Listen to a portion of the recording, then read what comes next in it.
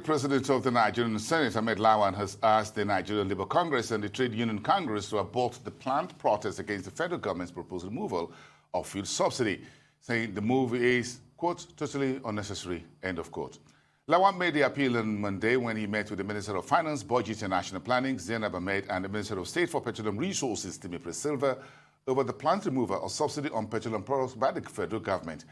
The government has said removing fuel subsidies in a high inflationary environment is unwise. Arise business analyst Chika Mbonu joins me now to discuss this highly inflammable topic.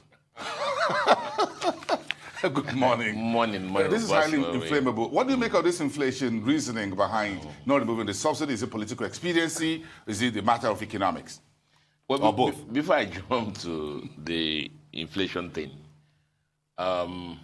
this is a very serious issue for our country. You know, it's a very decision point. And I'll just put a lot of things in the play there, you know, so that our viewers can have a better perspective of some things. Now, look, subsidies are not good for the economy, you know. On the consumption side. On the consumption side, especially in Nigeria. When it has to do with petroleum products, it's been cycles of scandals and scandals and scandal and abuse and abuse and abuse. And that's what happens with subsidies. Even when the refineries start working, because of the disparity at the lifted price from the refinery and the price of the market, you find again you're just making money for the refinery operators, you know, and the NNPC staff. So subsidies not good for the system, you know that. I have said it several times in this program, you know, when I've been asked, and I said that I do not see anyhow that the current government will remove subsidy before the 2023 election. You know, I was cocksure about it. You know, I mean, there's no way they could have been able to do that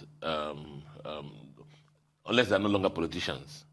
You know, so all the masquerading about, you know, subsidy and stuff like that, I need it's going to end somewhere. Even with the new PIA? Yeah. Now, the other picture now is a PIA, the Petroleum Industry Act. Yes. Now, everybody, NNPC, MD, the president, everybody have been going around talking about the fact that this is going to lead to quantum of investment into our economy. And so look at it this way now, the policy somersaults. Now, in the downstream sector, so if you're an investor who has sat down and done your analysis based on the policies, the act, you know, of the food deregulation. And the budget that says, and the budget that says subsidy from July the 1st. July the 1st. Where does that leave you?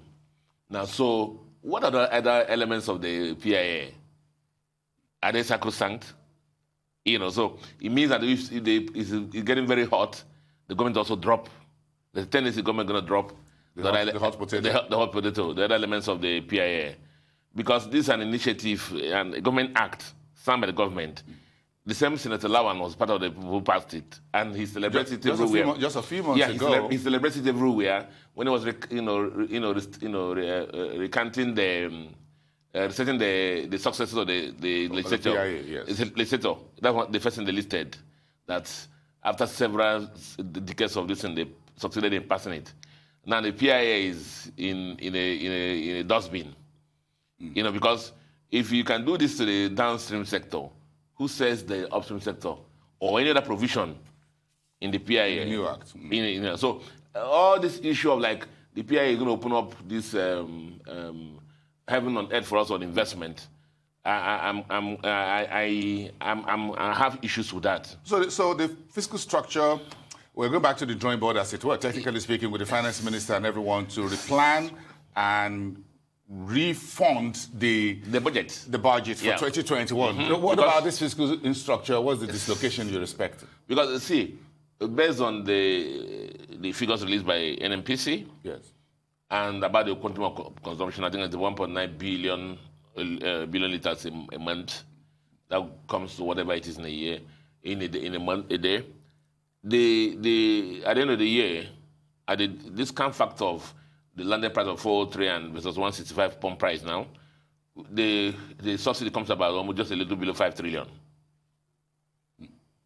So we have to find ways of funding that.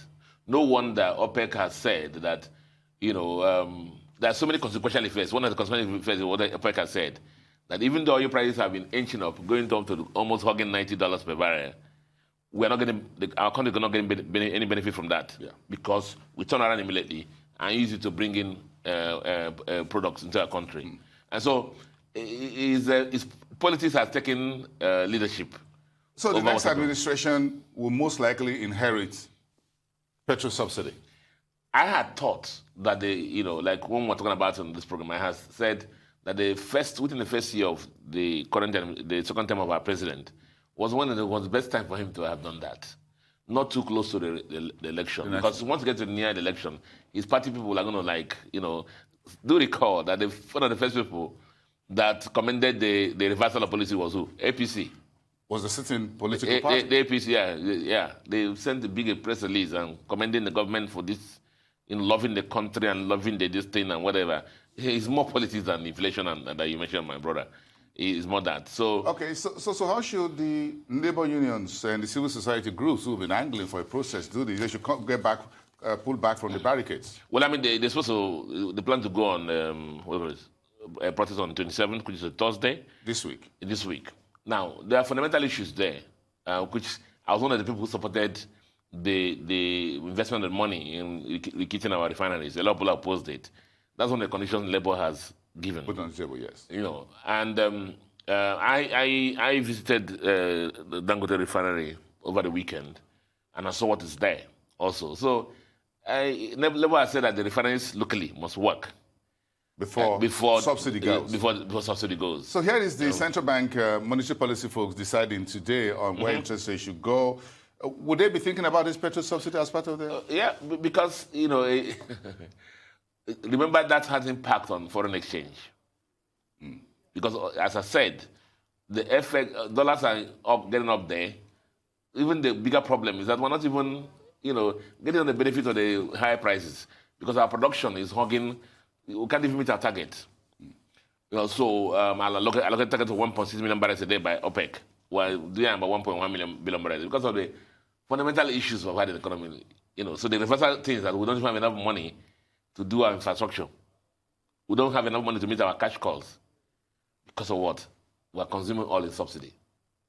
Should Nigerians be happy with this? Should the central bank be happy that this subsidy has been stayed? I do not think that they will be happy, because remember when last time this kind of thing happened, when oil prices were going up, central bank, was happy because of the fact that they had money to, accrete to the reserves, support the currency. But you see, it hasn't happened this time around. So because of what? The issue of subsidy. So it has a very limiting impact on our whole economy in every way. And as I said consistently, because of the gap in trust between the citizens of the country and the government, we've had the issue of this mistrust. What are they going to do with the subsidy they will save? Chikambono, Rice business analyst, thank you so much for this conversation. But it's not over. The conversation is not over yet. Just beginning. Have a great day. Thank you so much. You're watching the Global Business Report here on Arise News.